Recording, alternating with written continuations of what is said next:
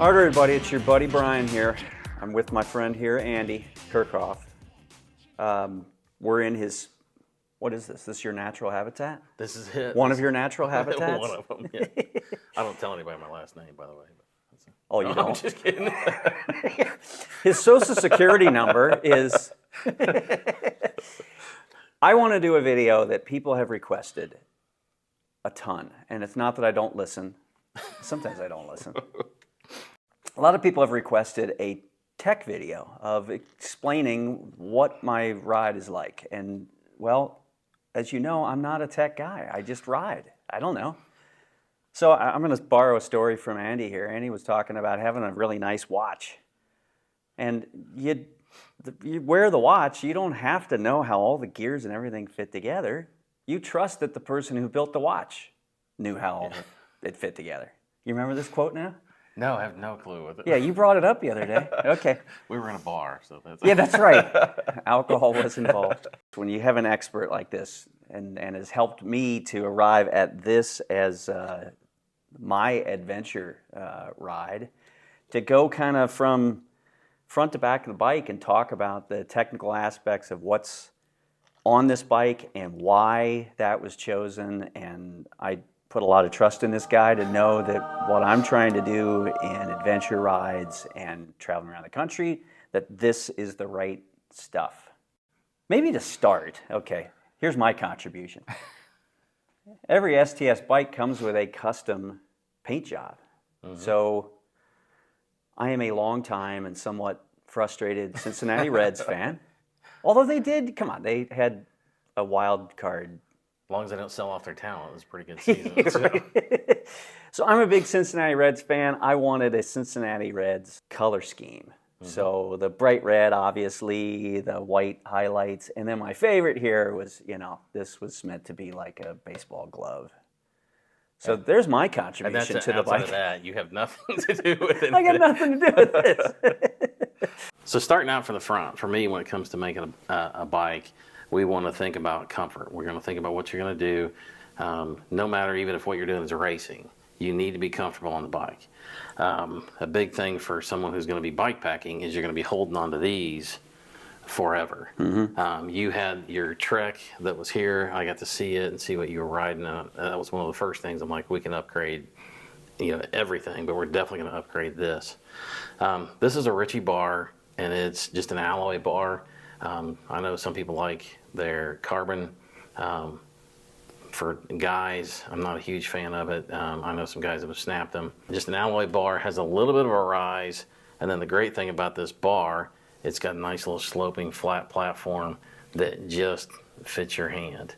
So if you hold here, you got a nice comfort spot. Mm-hmm. Where I ride is I put my hand here, my thumb's there. And that's one of the reasons I like it. But it fits a lot of people, and so I recommend this to anybody who's going to be on the bike for a long time, just having that shape fitting your hand. You wanted the brown leather Brooks bar tape. This isn't something I've ever used. I've never put this on a bike. I'm going to next time. Next time I'm wrapping bars for myself. This, you can always do stuff to make your bar tape softer. The old school thing that we do sometimes is put a layer of cotton underneath of it. You can double wrap bars, but having bar tape that is, it's solid. It's not going to really wear out in a year like some of them are designed to. This went on so very well. Now, if you've never wrapped bars before and you want to do that yourself, go get a $5 crappy bar tape and waste one learning how. Once you know what you're doing, this is fantastic. So, cool. The biggest part of what we did for you, this is comfort for you. The whole front section. In terms of the steel, 4130 chromoly, we went with the smaller diameter of top tube. This is your traditional steel diameter tube, and then a little bit larger on the down tube. Both of these in terms of thickness are the 646 standard. Most people, if they're going to build a steel bike, 4130 chromoly, that's going to be a thickness, because it's double butted, thicker here and here than it is in the midsection. And how much thickness is that? 747, or for this one it's 646. lightweight. Here's where I'm going to make that. Yeah. It's just So why is that? Why does that make a difference in your mind? Well, so in terms of, in terms of the bike, where the stress is going to happen, you have stress points here, you have stress point in this area up here, and not as much there as what people would think. But that whole front triangle, the way that works together, when we kind of lighten that weight, we're going to add some flex to it. We want the bike to move with you, to move with the ground. And that's one of the reasons that we're fast, is our bike is stuck to the ground, whereas carbon fiber's going to bounce. This is going to roll with you. Even though it's thin, it's still very strong. What we did do on yours, this is not the standard seat stay. This is our standard chain stay. It's a 3-bend. It's real pretty. I mean, that's honestly one of the reasons that we like it. It's good lines. We added a stronger set of seat stays because you've got the thing here for your rack. You're going to be bike packing. We wanted to make sure that, the load is going to be carried very well, because this is a stress point in the frame. We can achieve the similar thing by adding an extra brace here, which we didn't do. We went with the seat stay. Normally what we do is the brace. We just wanted to try this on yours, since you seem to be so willing to trust me for whatever. Absolutely. But yeah, that's the steel rundown. It comes out. It's not the lightest way that we make a bike. We can, we have carbon rims on one of mine. We got it under 18 pounds. Yours isn't going to be that light, but it's not. It's a little bit lighter with these tubes up here. One of the things that we just did today is we upgraded your wheels. Went with the Aero from Velocity. If we don't know here something, we don't make it up. We find an expert. So what I did is I talked to Jill at Velocity, and I said, I've got Brian. He's riding the Crusader. He's going to be bike packing. What wheel would you recommend? She gave me some options. We talked through it. And, you're not a big guy. You're shorter than me, smaller than me. But you don't, so you're not adding a ton of weight. You're going to carry stuff. The main thing is we want strength. So there's a lot of spokes on here. This thing, it's going to ride like a dream. Compared to what I was riding, what's the difference in, the count? I think you are 32 here, and you were 24, 28. 24, that's what I thought. Yeah, something like that. And then, but the thing I didn't like, and we're not disparaging the brand of wheels. I would like to, but I don't. It's on the tip of your tongue right now? Oh, I do it all the time when the camera's not on. Well, and they may be correct. They may not be lying. They may not be making this up. But on that set of wheels, they have no weight limit. Every carbon rim that I ride has a weight limit, and I'm Okay. I just didn't like that. I rode them. They're very similar to what I ride. I ride Boyd rims and Velocity. My carbon rims are from Boyd. It's supposed to be very similar. They're very sturdy. But, there was an issue with that set of rims. So that's why we wanted to upgrade you something. Because we don't want you popping spokes on the side of a trail. Amen to that. Yeah, wherever you're at. Done that. If this happens, I'll give you Jill's phone number. You can call her. Oh, the drivetrain. Anybody that's worked on 2x, 11-speed, anything with 2x, you're either good with front derailleurs or not, is what I feel like. I love going 1x, especially because you're going to get that range of gears. The standard Shimano 105, you get 14 individual gears. With this, you get 12. Now, when I'm right, so we picked this, and like the biggest change from what would have been standard is what is your chain ring going to be? You're 1150 back here.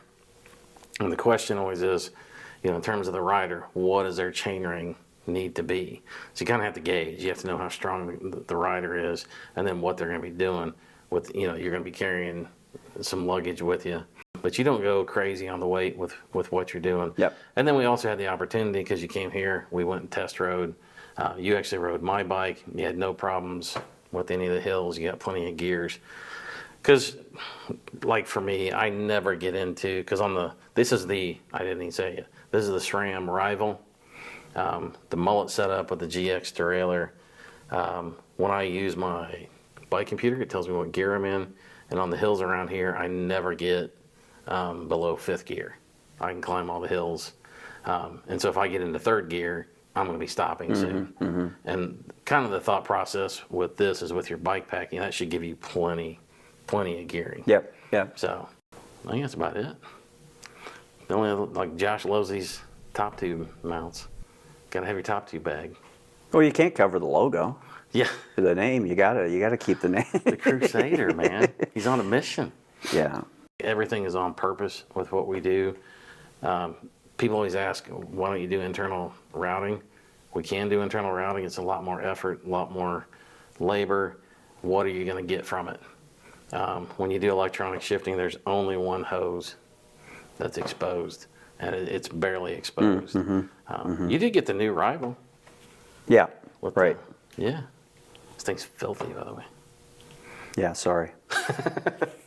I did ride it over the course of this last weekend, and it's a thing of beauty. Oh, speaking of beauty, Terravel updraft. Went with the 40 mil. I'm telling you, you pair a steel bike with a soft Terravel tire. I mean, it's just hard to beat. This gives you some help in the turns, and then a nice flat ride. So what's the mullet phrase? It's business in front, party in the back. Yeah. This is like business in the middle and party on the side. I think Josh said that. Did he really? Oh, okay. That sounds familiar. Sorry, Josh. You're stealing. Yeah, I'm stealing everybody's material. Yeah, having that smooth part for, Yeah, just cruising. cruising, and then the minute you really need something, you're bending into a turn, this kicks in. That is awesome. Well, like around here where I ride all the time, it's chip and seal roads. I can ride on a slick. I rode a set of these and then gave them to Josh. Very generously gave them to Josh. That's who I am. That's not that he paid for them or anything like that. But it's. I'm learning that Josh is, he's the, a lot of jokes at expense, but he's a heck of a nice guy, He too. is so nice. I don't know He's why incredibly nice. And that they put up with me. I don't know why. But, Well, the only other addition to this, and maybe I'll do a separate video on it, is on my old bike, I had a rear rack, front rack. My buddy Kevin. My buddy Kevin talked me into the tail fin setup, which I don't have on it right now, but I am so impressed with just the quality of that product and how it fits on so easily, easy to take on, take off. I chose on the front. I've never liked the feel of having a full rack on the front of the bike. So I'm going to have fork mount bags. I just haven't installed them yet, but you can't say enough about the tail fin thing. Like, I look at how far we've come from the first bikes that we made to what we do now. It's night and day how much better it is, and all that learning process. And I feel like there's a lot of smart things that we do making a bike. Tail fins, I mean, just putting that rack on, I mean, I was blown away.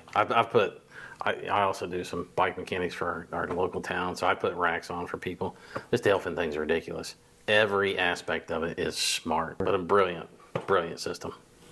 that cover it? I hope so. All right, if you got other questions, forward them, and I'm going to send them to him.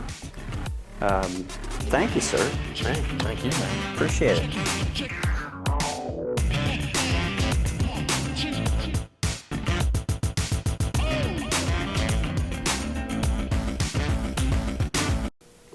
Jeez, man, you're a one-take guy. You get me talking about something that You don't need multiple takes.